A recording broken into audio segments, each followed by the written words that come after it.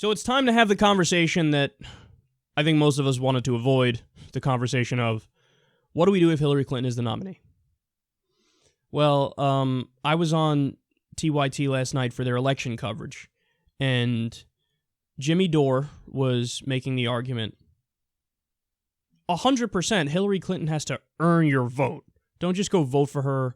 Don't do anything unless she proves to you that she meets the standards. And even if that means her getting her ass handed to her in the general and it going to Trump and us having a horrific, damn near fascist Republican president for 4 years or maybe 8 years or whatever it is, well, that's the price you pay because you didn't earn our vote. So, he's basically making the Bernie or bust argument here. And he wasn't playing around. He basically says, if you continue to vote for these neoliberals, well, you're part of the problem because then you're picking between the lesser of two evils and you're still picking somebody that's fucking evil. So you're not helping, you're hurting. And if the Overton window in the spectrum of debate is so far to the right, what's the fucking point? We gotta fight and we gotta drag it back to the left. And if that means not voting for a horrific Democratic candidate, so be it. So that's the point that he was making. Now, Cenk was on the polar opposite end of the spectrum, where he said, okay, but Jimmy, you have to be pragmatic about this. You have to be realistic about this. The bottom line is, we all know that Hillary Clinton, as horrible as she is, on virtually every single social issue, she's going to be better than any Republican. And also the Supreme Court. So the Supreme Court, even if you get a center-right, justice from Hillary, and you will, because she said, hey, I like Merrick Garland, that's still way better than Antonin Scalia 2.0 that you might get from any Republican. And then if we have a really conservative Supreme Court moving forward, well, that you have to understand that hurts the country in so many ways that we honestly don't weigh into account enough. So when you're given the option of something that's really, really fucking bad and something that's worse, yeah, you have to be an adult and pick the thing that's really, really bad because it ain't worse.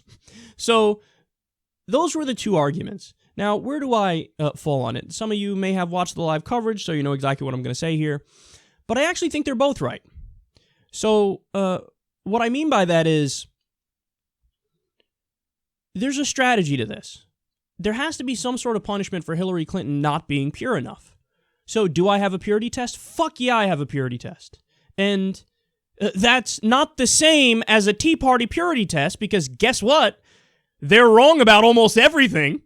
And progressives and liberals, when it comes to policy positions, we are right. We're right about universal health care. We're right about universal college. We're right about, paid vacation time, increasing the minimum wage, raising taxes on the rich, stop the offensive wars. We're right about it, so you're damn fucking right I have a purity test. There has to be some kind of punishment for her not being a good enough Democrat. Again, you have to earn our vote, so Jimmy's right about that. So what I say is, if you're in a red state or if you're in a blue state and you know it's going to go red or you know it's going to go blue, so if you're in California, you're in New York, you're in Mississippi, all these kinds of states, don't go vote for Hillary. Fuck her. Fuck her. Don't go vote for her. She didn't earn your fucking vote. Now, is there a way that she perhaps can? Yeah, I guess so. I mean, I don't know if she were to pick Bernie Sanders as a running mate or maybe Elizabeth Warren or she were to make a pledge where Bernie says to her, hey, here are my policy positions. If you switch on these 3 key positions and you sign a pledge for it, well, then I will support you and I'll have my supporters support you. Well, then, yeah, maybe in that case, sure, you can go ahead and do it, and I'm open to that as well, okay? But if you're in a deep red state or a deep blue state, don't go vote for her. Just don't do it. I got to be honest, I'm in New York. It's going to go to the Democrat no matter what. So am I going to take time out of my day to go vote for somebody like Hillary Clinton, who I disagree with in so many ways? She's basically the single worst Democrat that could be running on for our party that I dislike. Yeah, I'm not going to take time out of my day. If anything, I'll go vote for Jill Stein or I'll go write in Bernie Sanders or do something like that because I'm in New York. If I'm in Florida, if I'm in Ohio, am I going to vote for Hillary? Yes. Now, again, I know this conversation makes nobody happy because there are people who are strongly in both camps. But here's the reality, guys. It is also true, as bad as Hillary is, that, oh my God, Trump or Cruz would be way worse. Any Republican would be way worse. Again, why? Most importantly, every single social issue. You don't want to roll the clock back to 1950 or have them try to do it. You know Hillary's not going to do that. Even though she recently came around to gay marriage in 2013, she ain't going to try to go backwards. That, and there's a million other issues, reproductive rights, you name it. On virtually every social issue, she's better. And with the Supreme Court, again, I can't stress how important that is. Now, furthermore, with somebody like Trump, you have a guy who half the time is promising to commit war crimes. You just do, okay? Now, Hillary Clinton, for all her flaws, and she has many, she's smarter than Donald Trump. We can give her that, okay? We can give her that. That's not an outrageous claim. I think that's an accurate claim. She is smarter than Donald Trump. Donald Trump is a buffoon, and he's deeply authoritarian.